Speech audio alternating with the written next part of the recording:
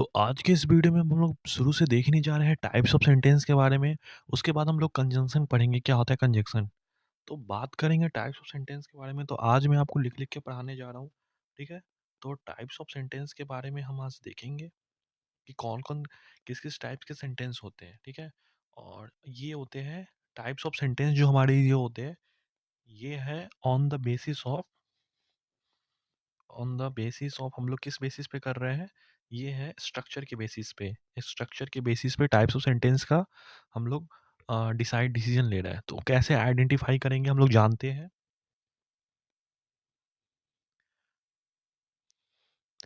तो सबसे पहले होता है अपना सिंपल। सबसे पहले है सिंपल सेंटेंस। ठीक है। ये सेंटेंस क्या होता है, इसमें सिर्फ ओनली वन क्लॉज, सिर्फ एक क्लॉज होता है। ठीक है। क्लॉज क्या होता है, जिसमें एक सब्जेक्ट हो, एक वर्ब हो और एक ऑब्जेक्ट हो। ठीक है। वो अपना क्लॉज, सब्जेक्ट होना मैंडेटरी है किसी भी जो क्लॉज में। ये सब्जेक्ट प्लस वर्ब ये होना ही चाहिए। ठीक है। तो ये ज़रूरी है। ठीक है। तो एक सब्जेक्ट हो, एक वर्ब हो। तो सिंपल सेंटेंस में क्या होता है, सिर्फ एक क्लॉज हो। जैसे कि हम कोई एग्जांपल से समझते हैं इसको। ठीक है। कोई एग्जांपल ले लेते हैं। तो अ, एक ऐसे एग्जांपल लेते हैं, Sita reads books every day. तो इसमें एक सब्जेक्ट है, एक वर्ब है और अपना ऑब्जेक्ट भी है। तो ये एक सिंपल सेंटेंस है। ठीक है। दूसरा सेंटेंस होता है कंपाउंड सेंटेंस। ठीक है। कंपाउंड सेंटेंस, कंपाउंड सेंटेंस क्या होता है, ये होता है टू और more clause joined with coordinate conjunction. ठीक है। ये क्या होता है हम लोग अभी देखते हैं। ठीक है। टू और more clause join with coordinate conjunction. ठीक है। अब कंजंक्शन को कैसे याद रखेंगे, क्या होता है, तो आप लोग को ऐसे याद रखना है, एक फॉर, एक एंड, एक नॉर। ठीक है। फिर बट, और, येट और सो। तो इसको एक ट्रिक है इसका याद रखने का, fan boy, FANBOYS, fan boys. F for A for and, N for nor, B for but, O for or, Y for yet और S for so। तो इससे अगर ज्वाइंट हो, ठीक है, दो और दो से ज़्यादा क्लाउज, तो उसको हम लोग क्या बोल देंगे, कंपाउंड सेंटेंस होगा। जैसे कि एग्जाम्पल से समझते हैं। ठीक है।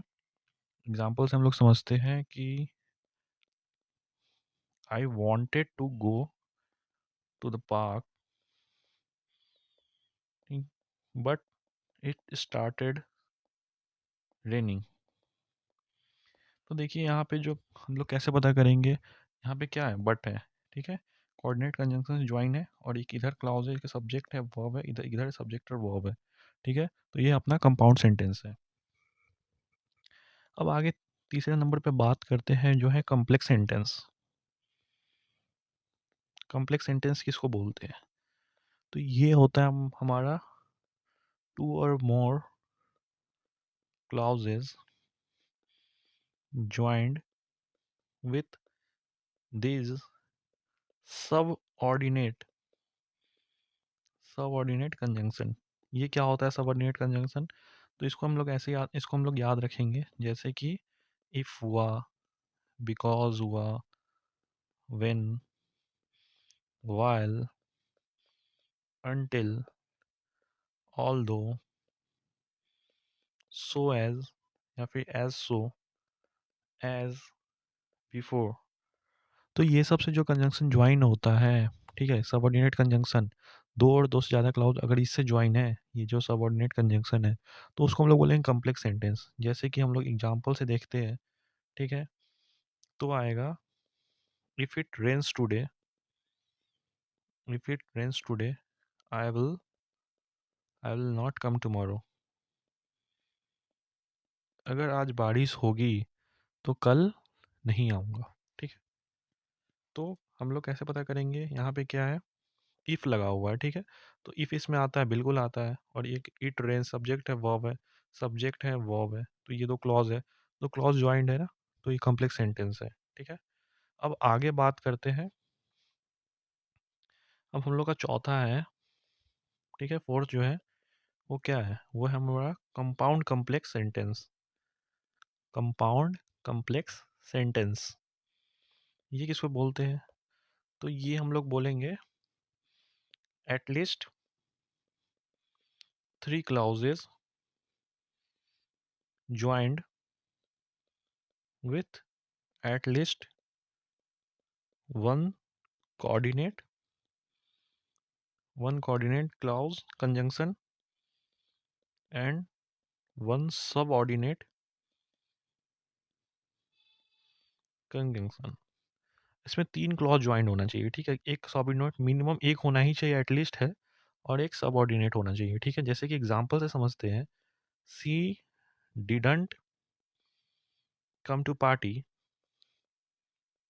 Because she was sick, but she sent me a message. She sent me a message. तो इसमें देखेंगे कि एक बिकॉज है, ठीक है, दूसरा बट है। तो जो हमारा बिकॉज है वो क्या है? हमारा जो सबऑर्डिनेट कंजंक्शन है, क्योंकि आप लोगों को पहले पढ़ाया हूँ, जो बिकॉज है ये किस में आता है? कॉम्प्लेक्स सेंटेंस में आता है, जो कि सबऑर्डिनेट कंजंक्शन से ज्वाइन होता है। और दूसरा जो सेंटेंस है इसमें वो क्या है? बट है, ठीक है, जो कि कोऑर्डिनेट कंजंक्शन है, जो कि आपको पढ़ाया था फैन बॉयज, याद है? तो बी फॉर क्या होता है? बट। बट किस में आता है? कंपाउंड सेंटेंस, जो कि कोऑर्डिनेट कंजंक्शन में। तो एक 3 क्लॉज हो गया, एक क्लॉज, 2 क्लॉज और 3 क्लॉज। तीनों में गौर करने वाला एक सब्जेक्ट है, एक वर्ब है, सब्जेक्ट वर्ब, सब्जेक्ट और वर्ब। ये चीज़ आपको समझ में आ गया होगा, आई होप, ठीक है। तो एक दो एग्जांपल और देख लेते हैं हम लोग, ठीक है। कुछ एग्जांपल हम लोग देखते हैं, जैसे कि एक एग्जांपल है, क्या एग्जांपल, एक एग्जांपल लेते हैं कि she opened the window and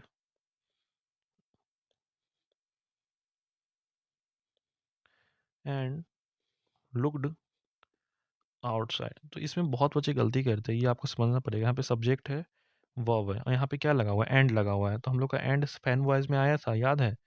आपको मैंने पढ़ाया था, जो जो एंड है, एंड जो है ये फैन वॉइस में आता है, ठीक है। तो कोऑर्डिनेट कंजंक्शन, तो ये क्या कंपाउंड सेंटेंस है। तो क्या ही होगा? ये एक कंपाउंड सेंटेंस हो जाएगा, क्योंकि एंड आता है इसमें। ये क्या हो जाएगा? कंपाउंड सेंटेंस, ठीक है। लेकिन ये जो है गलत, ये कंपाउंड सेंटेंस नहीं होगा। क्यों नहीं होगा? क्योंकि 2 क्लॉज ज्वाइन होना चाहिए, और जो एंड के बाद जो क्लॉज है, ये लुक्ड आउटसाइड, क्या क्लॉज है? नहीं है, क्योंकि इसमें सब्जेक्ट कहाँ है? सब्जेक्ट है ही नहीं, इसमें सब्जेक्ट है ही नहीं। जो इसमें है, इसमें देयर इज नो सब्जेक्ट। यहाँ पे सब्जेक्ट कहाँ है? तो इसमें क्या है? There is no subject. So ये क्या क्लॉज नहीं है? So this is not a clause, क्योंकि एक सब्जेक्ट होना मैंडेटरी है क्लॉज के लिए, ठीक है। तो ये कंपाउंड सेंटेंस नहीं है। कौन सा सेंटेंस है? ये है हमारा, जो है, ये है एक सिंपल सेंटेंस। ये ऊपर का सेंटेंस क्या हो गया? सिंपल सेंटेंस हो गया। तो ऐसे आपको याद रखना पड़ेगा, ठीक है। आई होप आपको समझ में आ रहा होगा।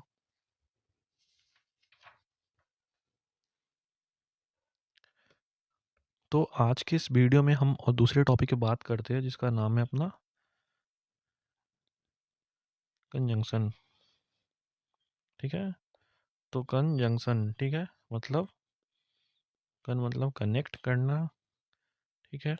क्या करना? कनेक्ट करना। और जंक्शन मतलब आपका टुगेदर, ठीक है। तो हम लोग डेफिनेशन देखेंगे, इसका डेफिनेशन देखेंगे क्या होता है डेफिनेशन। तो डेफिनेशन आपको याद रखना पड़ेगा कि a conjunction is a word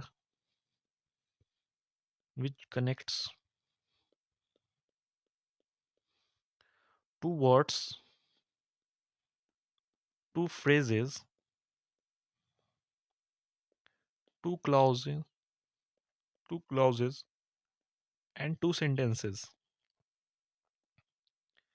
ठीक है। A conjunction is a word which connects two words, two phrases, two clauses and two sentences।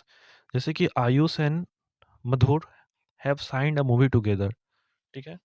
जैसे कि एग्जांपल हम लोग लेते हैं, आयुष एंड मधुर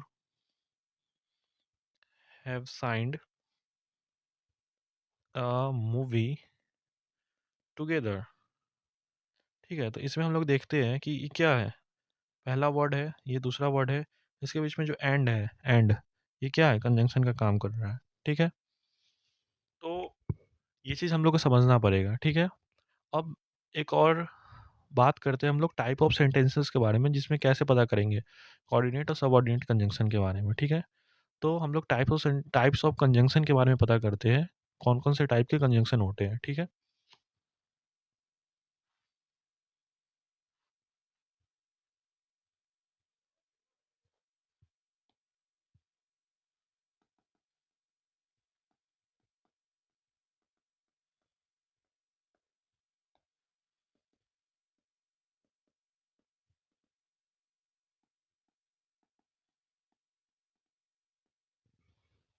तो पहले टाइप के कंजंक्शन का नाम है कोऑर्डिनेट कंजंक्शन। ठीक है, इसमें बहुत सारे सब टाइप होते हैं जिसको हम लोग को याद रखना पड़ेगा।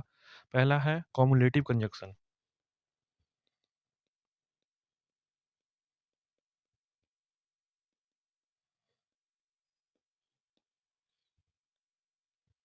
इसका जो काम होता है सिंपली जोड़ने का काम होता है। ठीक है, इसका क्या काम होता है, सिंपली दो सेंटेंसेस या दो वर्ड या दो क्लाउजेस या फिर दो फ्रेजेस को जोड़ने का काम होता है। और इसमें क्या क्या आता है, इसमें आपका आएगा and, as well as, both and, अपना नॉट ओनली बट ऑल्सो। ठीक है, ये सब जो है हमारा कॉमुलेटिव कंजंक्शन में आता है। ठीक है, अब सेकेंड टाइप ऑफ कंजंक्शन की बात करते हैं, तो वो क्या होता है, वो होता है एडवर्सेटिव कंजंक्शन। ठीक है, ये क्या होता है, इसका काम होता है कंट्रास्ट शो करना। क्या काम होता है, कंट्रास्ट शो करना, जैसे कि बट, येट, डिस्पाइट। जैसे कि आपने सुना ही होगा, she is strong but she is a loser. तो बट आया कंट्रास्ट शो करने के लिए, वो स्ट्रॉन्ग तो है लेकिन वो एक लूजर है। ठीक है, तो ऐसा कुछ। अब तीसरा टाइप का जो होता है, वो होता है अल्टरनेटिव, अल्टरनेटिव कंजंक्शन। ठीक है, तो इसका जो काम होता है, ये होता है चॉइस को बताना। ठीक है, जैसे कि आपका हो गया इधर और, नाइदर नॉर, या फिर और, या फिर वेदर और। तो ये सब हो गया। अब चौथा टाइप का जो कंजंक्शन होता है, वो होता है इलेटिव। सब टाइप के बात कर रहे हैं हम लोग कोऑर्डिनेट के। तो इलेटिव कंजंक्शन, ठीक है, इसका काम क्या होता है, रिजल्ट बताना। ठीक है, क्या काम होता है, रिजल्ट बताना। इसमें क्या क्या आ जाता है, इसमें आपका सो, दस, हेंस, सो, दस, हेंस, देयरफॉर। तो इसमें ये सब आ जाता है। अब हम लोग बात करते हैं दूसरे टाइप के बारे में।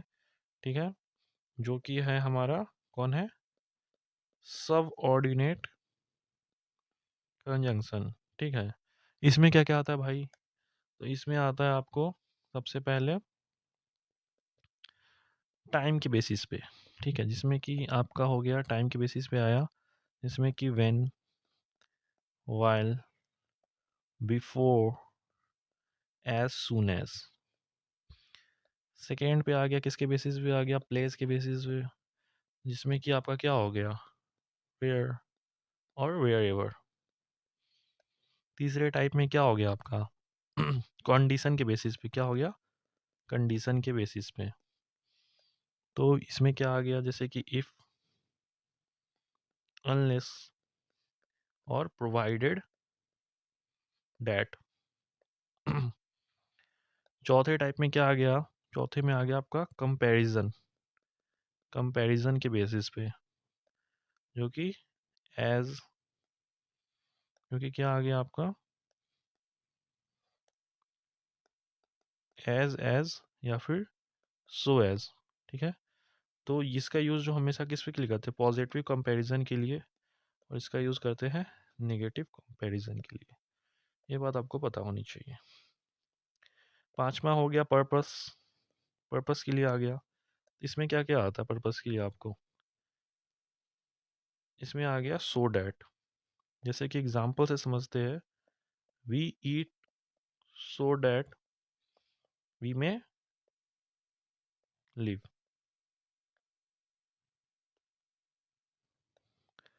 छठा क्या हो गया, छठा सिक्स हो गया, सिक्स पे आ गया रिजल्ट के बेसिस पे।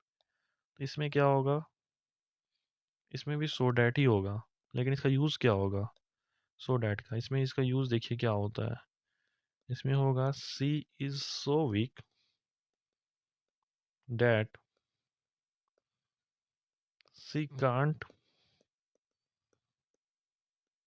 Participate in this event. तो इसमें भी किसका यूज़ हो रहा है, इसमें भी हो रहा है सो और डैट का यूज़ हो रहा है, लेकिन रिजल्ट बता रहा है कि वो इतनी कमज़ोर है कि वो पार्टिसिपेट नहीं कर सकती इवेंट में, ठीक है। और पर्पस में किसका यूज़ हो रहा था, इसमें यूज़ हो रहा था कि हम लोग खाते ताकि हम लोग जिंदा रह सके, ठीक है, तो पर्पस था खाना। तो सेवेंथ पे बात करते हैं। अब यूज़ होता है मैनर, मैनर के लिए भी यूज़ होता है, ठीक है। जैसे कि इसमें क्या होता है, एज इफ होता है। तो इसमें हम लोग क्या समझेंगे, इसमें समझेंगे जैसे कि एग्जाम्पल समझते हैं, he behaves as if he were my boss. वो ऐसे बिहेव करता है जैसे कि वो मेरा बॉस हो, लेकिन बॉस है नहीं वो, मैंने ऐसा एज इफ ऐसे बिहेव करता है कि मेरा बॉस है। इसमें एज इफ का यूज़ हो गया मैनर का, ठीक है। अब जो आठवां है वो क्या है, आठवां क्या है, आठवां है आपका रीज़न, ठीक है। इसमें क्या होगा, इसमें होता है आपका एज सिंस और बिकॉज, ठीक है। अब हम लोग बात करते हैं कंसेप्ट्स के बारे में, कंसेप्ट्स ऑफ कंजंक्शन का कहाँ कहाँ कैसे कैसे यूज़ होता है, कहाँ पे हम लोग ध्यान रखना है हम लोग को, वो बात करते हैं। तो पहले कंसेप्ट के बारे में बात करते हैं, कंसेप्ट वन के बारे में। तो इस कंसेप्ट में क्या है, ये हम लोग का बहुत इंपॉर्टेंट कंसेप्ट है, not only but also, okay. इस कंसेप्ट में क्या होता है कि नॉट ओनली बट ऑल्सो का यूज़ क्या होता है, तो इसमें हमको याद रखना है कि नॉट ओनली और बट ऑल्सो हमेशा पेयर्स में आएगा, हमेशा क्या आएगा, पेयर में आएगा, ठीक है। पहला ये चीज़ है। दूसरा ये चीज़ है कि not only plus word plus but also के बाद में जो वर्ड होगा, ठीक है, आपको ध्यान देना है कि नॉट ओनली के बाद जो वर्ड आएगा और बट ऑल्सो के बाद जो वर्ड आएगा, वो वर्ड या फिर एक ही चीज़ का, जैसे कि नॉट ओनली के बाद जो वर्ड आया जैसे कि नाउन आया, तो बट ऑल्सो के बाद भी जो वर्ड आएगा वो भी नाउन ही होना चाहिए। उसी तरह नॉट ओनली के बाद जो वर्ड अगर आया वर्ब, तो बट ऑल्सो के बाद जो वर्ड आएगा वो भी वर्ब ही होना चाहिए। तो ये चीज़ का हम लोग को ध्यान रखना है, वो चीज़ नहीं होना चाहिए, ऐसा नहीं होना चाहिए कि नॉट ओनली के बाद यहाँ पे नाउन आ गया, यहाँ पे वर्ब आ गया, ठीक है। ये चीज़ का ध्यान रखना है। तीसरा चीज़ है कि not only plus subject one plus but also plus subject two. तो जो वर्ब जो डिसाइड होगा, ठीक है, जो वर्ब डिसाइड होगा वो इस सब्जेक्ट के बेसिस पे होगा, ठीक है, सब्जेक्ट टू। अगर वर्ब यहाँ पे सिंगलर है तो सिंगलर का यूज़ होगा, पुलर है तो पुलर का यूज़ होगा, आई है तो वाज, ही है तो वर, ठीक है। तो ऐसा यूज़ होगा, ठीक है, आई है तो वाज, दे है तो वर, ठीक है। तो इसमें हम लोग क्या लिखेंगे कि इसमें हम लोग लिखेंगे कि वो will be decide by second subject, second subject. ये सब्जेक्ट ऑफ एग्रीमेंट का भी एक वो आ गया सब टॉपिक, ठीक है, not only but also, okay. जैसे कि एग्जाम्पल से समझ लेते हैं हम लोग, एग्जाम्पल से एक दो देख लेते हैं, एग्जाम्पल से देखते हैं।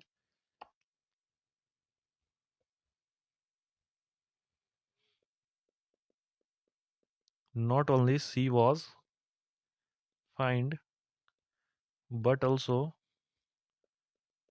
एक्सपेल्ड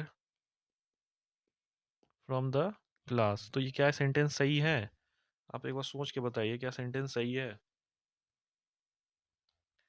नहीं, ये सेंटेंस सही नहीं है, क्योंकि देखिए नॉट ओनली के पास क्या लगाया, एक सब्जेक्ट है, और बट ऑल्सो के बाद क्या एक वर्ब आ गया। तो मैंने क्या बताया था कि अगर यहाँ पे सब्जेक्ट अगर नाउन और नाउन जो आए तो इसके बाद भी वही आना चाहिए, ठीक है, तो यहाँ पे वर्ब आ गया, तो ये चीज़ काम नहीं करेगा, ठीक है। तो क्या होगा इसका, कैसे बनाएंगे, कैसे होगा इसका आंसर? तो ऐसे होगा, she was not only fined but also expelled from the class.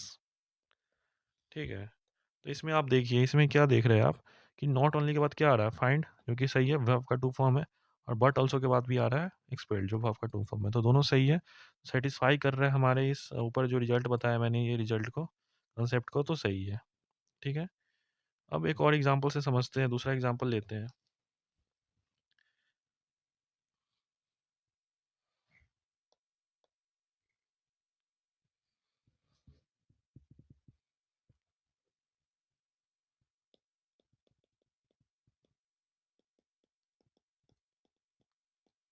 Not only principal but also teachers was present in the seminar। Okay, तो क्या सेंटेंस सही है? सोचिए, सेंटेंस सही है ये? नहीं, ये गलत है, क्योंकि देखिए नॉट ओनली प्रिंसिपल, ठीक है, तो पहले हम देखेंगे, पहले रूल के हिसाब से तो ठीक है, नॉट ओनली के बाद प्रिंसिपल आया, बट ऑल्सो के बाद भी सब्जेक्ट आया, ठीक है, दोनों एक ही में नाउन है, लेकिन बट ऑल्सो के बाद जो टीचर्स आया है, इसके अकॉर्डिंग जो वर्ब है वो वाज आ रहा है, तो वाज नहीं होगा यहाँ पे, क्या होगा, वेयर होगा, तो वाज की जगह वेयर होगा, तब ये क्या हो जाएगा, करेक्ट होगा। ठीक है, क्योंकि जो वर्म का जो यहाँ पे नाउन होता है, जैसे कि उसी के अकॉर्डिंग वो यहाँ पे वर्ब लगाते हैं, ठीक है, ये ध्यान रखना होगा आपको। ठीक है, तो आई होप आपको समझ में आ रहा होगा ये। अब बात करते हैं दूसरे कंसेप्ट के बारे में, वो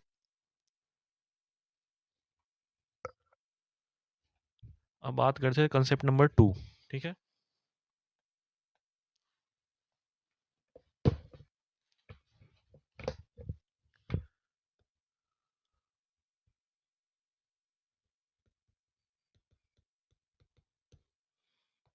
हमारे कंसेप्ट नंबर टू टू क्या बोलता है, ये बोलता है कि एज वर्सेस लाइक के बीच का डिफरेंस हम लोग बताना होगा।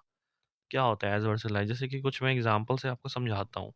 पहले हम लोग क्लियर कर देते हैं कि एज क्या होता है। ठीक है, तो एज और लाइक, ठीक है, तो जो एज का यूज़ है वो होता है नॉमिनेटिव, नॉमिनेटिव केस और क्लॉज। ठीक है, और लाइक का यूज़ जो है ये होता है ऑब्जेक्टिव केस और, ठीक है, क्या होता है, ऑब्जेक्टिव केस और क्लॉज। तो यहाँ पे क्लॉज जरूरी नहीं है कि होगा, यहाँ पे होगा आपका, या फिर कोई वर्ड हो सकता है, यहाँ पे कोई फ्रेज हो सकता है। ठीक है, तो ऐसे समझेंगे, जैसे कि हम लोग एग्जाम्पल से समझते हैं, एग्जाम्पल से समझते हैं, जैसे कि I prefer a student, I prefer a student as या लाइक हिम। तो क्या होगा, कैसे समझेंगे, आई प्रेफर अ स्टूडेंट क्या होगा, तो समझिए यहाँ पे क्या है, कौन सा है क्लाउज, समझिए क्या है, कैसा क्लाउज है, समझ में आ रहा है आपको?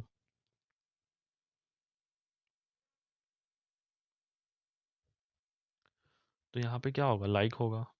ठीक है, क्यों लाइक होगा, क्योंकि ऑब्जेक्टिव केस है, तो यहाँ पे हिम लगा हुआ है, क्या यहाँ पे हिम है, तो उसके लिए क्या होगा, एच तो होगा नहीं, लाइक होगा। और दूसरा देखिए, दूसरा एग्जांपल लेते हैं, जैसे कि कोई एग्जांपल लेते हैं, अ,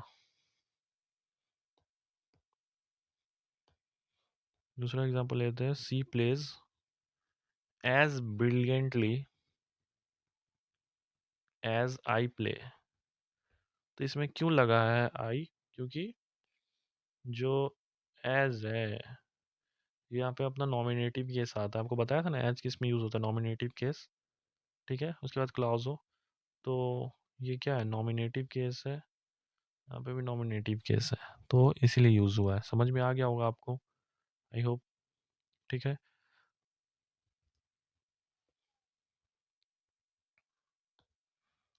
बात करते हैं कॉन्सेप्ट नंबर 3 पे। ठीक है, ये क्या करता है, ये हम लोग को बताता है अपना डिफरेंस, बताता है वेन वर्सेस वाइल, कब यूज़ करते हैं वेन का, कब यूज़ करते हैं वाइल का। तो देखिए वेन का यूज़ कब होता है, हम लोग को ध्यान रखना होगा वेन का यूज़ हम लोग कब करते हैं। अगर कोई एक्शन 1 और एक्शन 1 और एक्शन 2 अगर एक साथ है, ठीक है, सिक्वेंशियल है, और वाइल का यूज़ कब होता है, वाइल का यूज़ होगा कि हमारा action 1 plus action 2 back to back है। क्या है ये एक्शन 1, तो इसको हम ऐसे लिख सकते हैं, ऐसे नहीं लिखेंगे, इसको मैं ऐसे लिखता हूँ कि एक्शन 1 और एक्शन 2 हमारा क्या है, बैक टू बैक है, तो इसमें वाइल का यूज़ करेंगे, वेन में करेंगे सिक्वेंशियल है। जैसे एग्जाम्पल से हम लोग समझते हैं, वेन या फिर while she saw her parent she became happy, इसमें किसका यूज़ होगा आप सोचिए एक बार, वेन या वाइल किसका यूज़ होगा, ऑब्वियसली वाइल का यूज़ होगा। क्यों होगा वाइल का यूज़, क्योंकि एक्शन बैक टू बैक है। She saw her parent, she was happy, action क्या है, बैक टू बैक है, तो इसमें क्या होगा, वाइल का यूज़ होगा। While she was, she saw her parent, she became happy. ठीक है, एक और एग्जांपल से आपको समझाने का प्रयास कर रहा हूँ। I will play hockey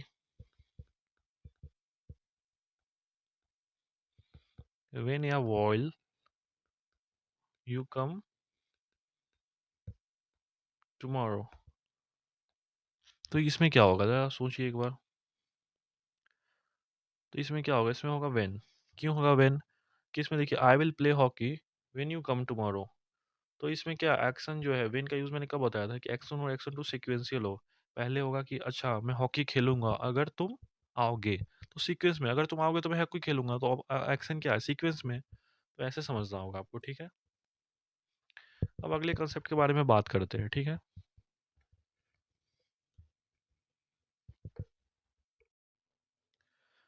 now we are talking about the concept number 4.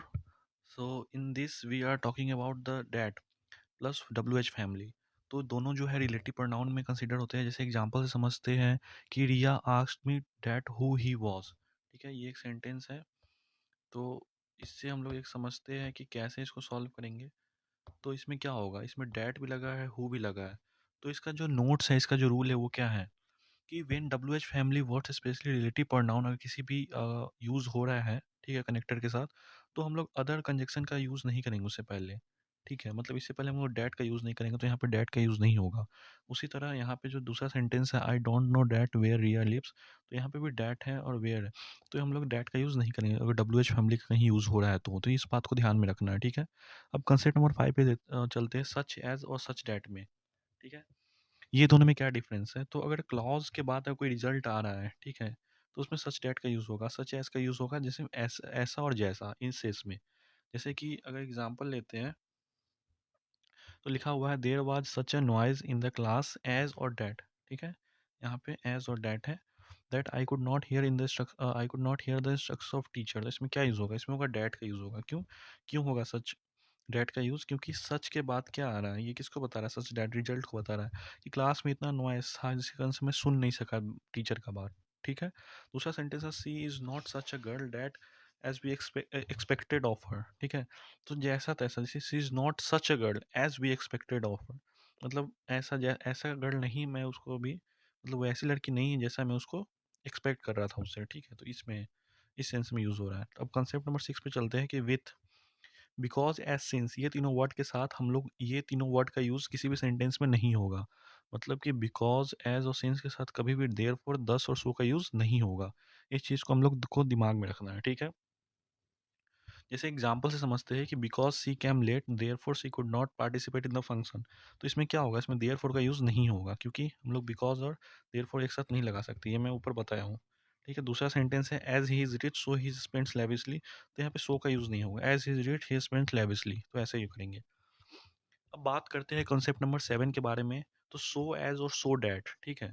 इसे एग्जांपल समझते हैं कि she prepared well so as she could clear the test, ठीक है। तो इसका यूज़ कैसे होता है तो वो देखते हैं। सो एज का जो यूज़ होता है ना, सो एज के बाद क्या आएगा, हमेशा इन्फिनिटिव आएगा, मतलब 2+v1। और सो डैट के बाद क्या आएगा, सो डैट के बाद आएगा हमेशा क्लॉज, ठीक है।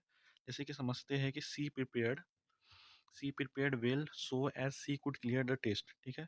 तो इसमें ये पॉसिबल होगा क्योंकि सो एज है, इसके बाद हमेशा क्या आएगा, सो एज के बाद हमेशा क्या आता था, इन्फिनिटिव आता। तो यहाँ पे इन्फिनिटिव नहीं है, तो ये सेंटेंस गलत है। क्या है ये सेंटेंस, ये सेंटेंस आपका गलत है। दूसरा सेंटेंस देखते हैं कि she prepared well so as to clear, तो इसके बाद क्या इन्फिनिटी है, 2+v1 है, तो ये सेंटेंस सही है।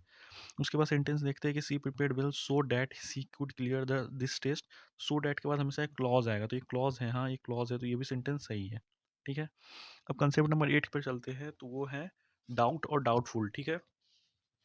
इसका यूज़ कैसे करते हैं, तो एफर्मेटिव में जो है ना इफ वेदर का यूज़ होता है निगेटिव, और इंट्रोगेटिव में डैट का यूज़ होता है, ठीक है। तो ये समझते हैं। जैसे कि I am not doubtful that C will attend the class, तो कैसा सेंटेंस है ये है निगेटिव सेंटेंस है, तो इसमें डैट का यूज़ हो रहा है, बिल्कुल हो रहा है डैट का यूज़ डाउटफुल के रिगार्डिंग। तो ये क्या सेंटेंस सही है। दूसरा सेंटेंस है कि do you doubt if he will come today, तो क्या होगा, do you doubt if he will come today, तो यहाँ पे इफ नहीं होगा, यहाँ पे क्या होगा, डैट होगा। क्यों होगा डैट, क्योंकि ये इंट्रोगेटिव सेंटेंस है, इंट्रोगेटिव में हमेशा डैट का यूज़ करते हैं, ठीक है। तीसरा सेंटेंस है I was doubtful whether he would come और नॉट, तो क्या ये एफर्मेटिव सेंटेंस है, इसमें क्या किसका यूज़ हो रहा है, वेदर का यूज़ हो रहा है। तो मैंने बताया वेदर का यूज़ होगा, इफ और वेदर का एफर्मेटिव, कि वो आएगा कि नहीं आएगा, ठीक है।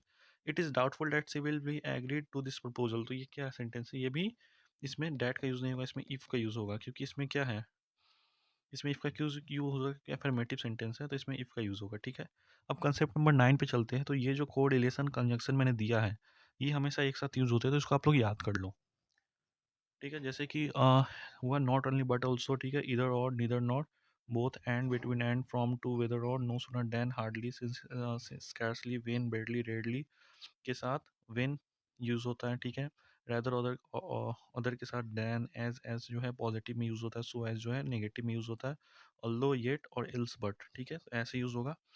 और एक और चीज़ हम लोग को दिमाग में रखना है कि जो अनटिल है और जो अनलेस है, तो अनटिल का यूज़ जो हम लोग टाइम के सेंस में करते हैं, अनलेस का यूज़ करते हैं कंडीशंस के सेंस में। और ये हमेशा नेगेटिव के वे में यूज़ होता है, ठीक है। जैसे एग्जांपल से समझते हैं कि no sooner did she reach the station when it started raining, ठीक है। तो यहाँ पे व्हेन का यूज़ नहीं होगा, ठीक है। यहाँ पे क्या होगा, यहाँ पे हम लोग यूज़ करेंगे देन का। क्यों यूज़ करेंगे, क्योंकि हम लोग ने पढ़ा है अभी एग्जाम में, अभी क्योंकि नो सुनर के साथ हमेशा देन का यूज़ होता है, तो ये हमेशा याद रखना होगा। दूसरा है you can't withdraw all your money unless you don't give your prior notice, तो मैंने आपको क्या बताया, जो अनलेस के साथ है हमेशा नेगेटिव जो है वो जो दो नेगेटिव नहीं आएगा, ठीक है। तो ये याद रखना है। तो अनलेस आ चुका है, क्योंकि अनलेस पहले से एक नेगेटिव है, तो इसमें यहाँ पे डू नॉट जो है ना, ये डू नॉट ये नहीं आएगा, unless you give your prior notice, ये इस वे में यूज़ होगा इसका। आगे बात करते हैं कि you can't be granted admission unless you don't submit all the certificate in original, तो इसमें जो हम लोग यूज़ करेंगे, क्या यूज़ करेंगे कि इसमें डोंट का यूज़ नहीं होगा यहाँ पे। क्यों नहीं होगा, क्योंकि यहाँ पे पहले से अनलेस आ चुका है, तो डबल दो नेगेटिव सेंटेंस में नहीं आ सकते, ठीक है। तो ये सेंटेंस में गलत है। अब आगे बात करते हैं कि money not only satisfies basic psychological needs but also the higher order of psychological needs, तो इसमें हम लोग कैसे देखेंगे, तो इसमें देखेंगे कि नॉट ओनली का यूज़ कैसे था। नॉट ओनली का यूज़ था कि अगर सेटिस्फाइज है बट ऑल्सो क्या है, द हायर ऑर्डर है, तो ये पहले आ जाएगा, ठीक है, ये पहले आ जाएगा, ये बाद में चला जाएगा। तो money satisfy not only the basic psychological needs but also the higher order of psychological needs, ठीक है, ऐसे समझना है।